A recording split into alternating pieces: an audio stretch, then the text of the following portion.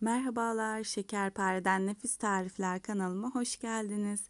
Bugün sizlere mis kokulu, yumuşacık anne keki tarifi vermek istiyorum. Benim bu hafta ikinci yapışım bu keki. Gerçekten tadına doyamadık. Sizlerin de denemesi için buyurun hemen yapımına geçelim. 4 adet yumurtaya 1,5 su bardağı toz şeker ekleyip mikserle rengi açılıp köpürene kadar çırpıyoruz. Şunu belirtmek istiyorum arkadaşlar. Ben bir önceki yaptığımda 5 adet yumurta kullanmıştım. Çünkü yumurtalarım bayağı bir küçüktü. Bu seferkinde büyük boy yumurta kullandım. 4 adet yeterli geldi. Eğer sizin de kullanacağınız yumurtalar küçük boysa mutlaka 5 adet kullanın. Çünkü bu keki büyük boy tepsiye yapacağız. Kek yaparkenki en önemli püf noktası yumurta ve şekerin güzelce köpürmesi arkadaşlar. Bir de kullanacağınız malzemelerin oda ısısında beklemiş olmasına özen gösterelim. Yani buzdolabından direkt çıkarıp da kek yapmaya başlamayalım.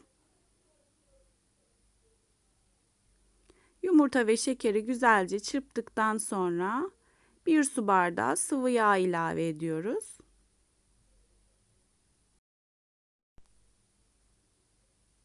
1 su bardağı yoğurt ilave ediyoruz. 1 su bardağı da süt ekleyip yine mikserle çok kısa bir süre çırpıyoruz. Yaklaşık 10 saniye çırpmanız yeterli olacaktır.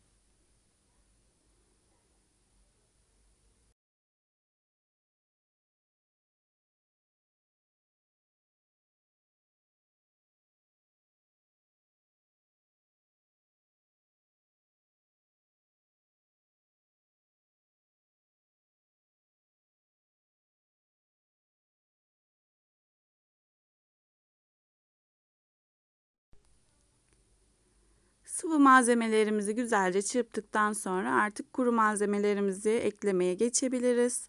4 su bardağı un ilave ediyoruz. Kullandığım bardak ölçüsü klasik 200 milimlik bardak arkadaşlar. 1 paket vanilya, 2 paket de kabartma tozu kullanıyoruz.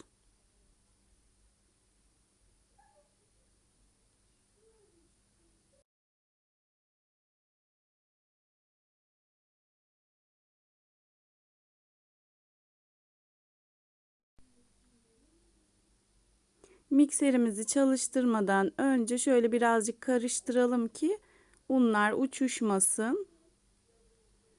Daha sonra çalıştırıyoruz mikserimizi ve yine kısa bir süre çırpıyoruz. Çok fazla unu ekledikten sonra çırpmayın arkadaşlar. Yoksa hamurun havası tamamen iner.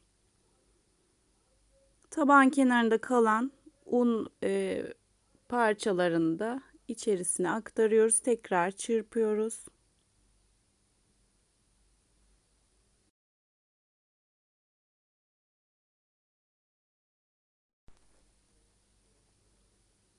Son olarak içerisine 1 adet limonun kabuğunu rendeliyoruz. Sadece sarı kısımlarını rendeliyoruz arkadaşlar. Beyaz kısımlarını rendelemeyin çünkü bu kısımları acı oluyor. Geçenki limonlu puding tarifimde de bunu belirtmiştim. Limonun beyaz kısımları acı olduğundan mutlaka sadece sarı kısımlarını rendeleyin.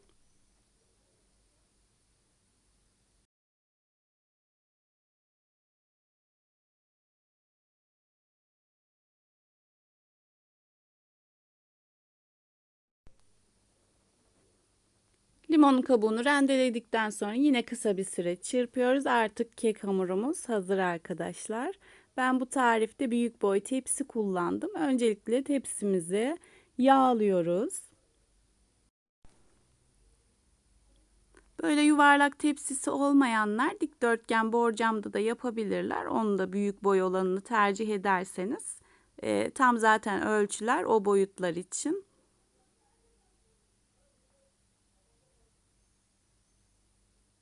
Fırın tepsisinde de yapabilirsiniz ama benim fırın tepsim küçük kare olanlar.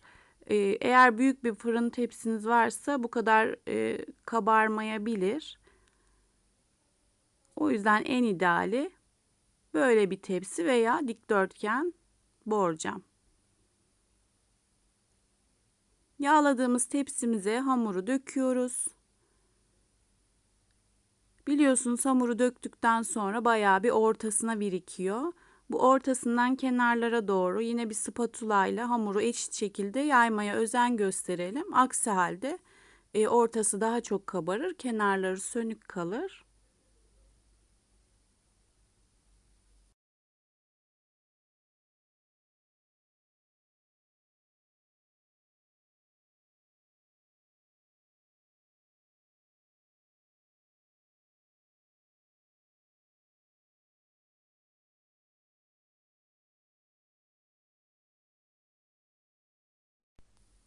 İçerisindeki hava kabarcıklarının çıkması için de tepsiye birkaç kez vuruyoruz ve önceden ısıtılmış 175 derece fırında yaklaşık 30-35 dakika kadar pişiriyoruz. Bu fırının özelliğine göre değişebilir arkadaşlar. Dikkatli bir şekilde pişiriyoruz. Ben bir de üzerine toz şeker serptim. Toz şeker de üzerine birazcık kıtırlık ve parlaklık veriyor.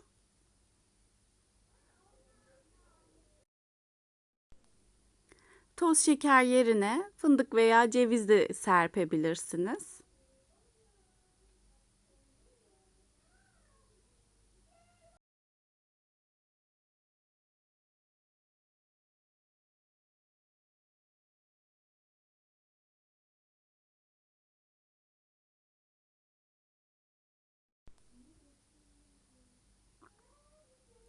Kekimiz pişti. Birazcık sıcağı geçti arkadaşlar. Ben hemen dilimlemek istedim. Eğer sıcak seviyorsanız sıcak sıcak da servis edebilirsiniz. Soğuyunca da servis edebilirsiniz. Özellikle ertesi gün daha da lezzetli oluyor. İnanın arkadaşlar, ilk günden daha güzel oluyor diyebilirim. Videomu bu kısma kadar izlediyseniz lütfen beğeni ve yorum yapmayı unutmayın. Sizin beğeni ve yorumlarınız benim videomun izlenmesi için, daha çok kitleye ulaşabilmesi için çok önemli arkadaşlar. Küçük bir emoji bırakırsanız çok sevinirim. Tarif paylaştığımda anında haberdar olmak isterseniz kanalıma abone olup bildirimleri açabilirsiniz. Bu şekilde beni desteklemiş olursunuz.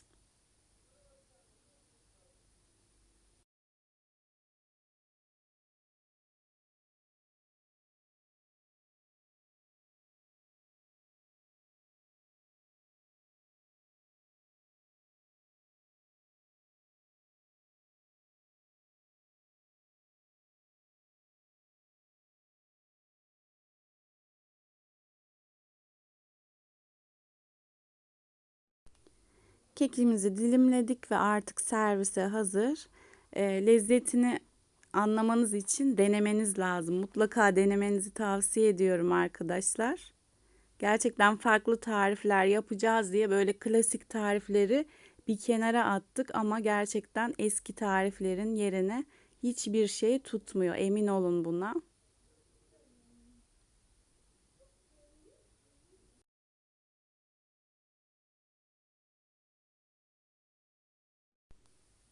Bugünkü tarifimin de sonuna geldik. İnşallah başka ve yepyeni tariflerde buluşmak dileğiyle. Allah'a emanet olun arkadaşlar.